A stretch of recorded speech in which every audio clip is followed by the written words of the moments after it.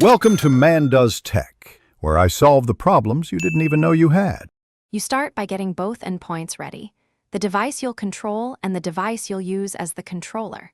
Sign into the same Zoom account or have the host enable remote control. This ensures permission negotiation succeeds.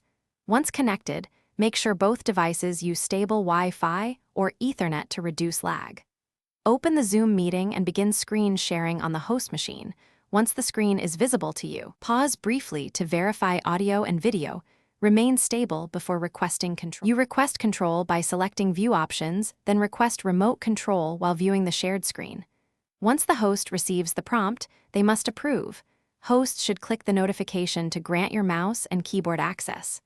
After approval, you'll see a control bar. Use it to toggle between controlling and just viewing. Make small, deliberate movements at first to gauge latency.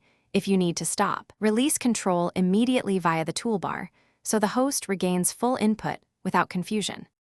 You perform tasks as if seated at the remote PC, focusing on precision and using keyboard shortcuts to reduce repeated pointer movement. Once finished, end control by clicking Stop Remote Control or have the host revoke access. Confirm verbally so both know the session ended. If control fails, troubleshoot. First restart Zoom on both devices, then reconnect to the meeting and re-request control.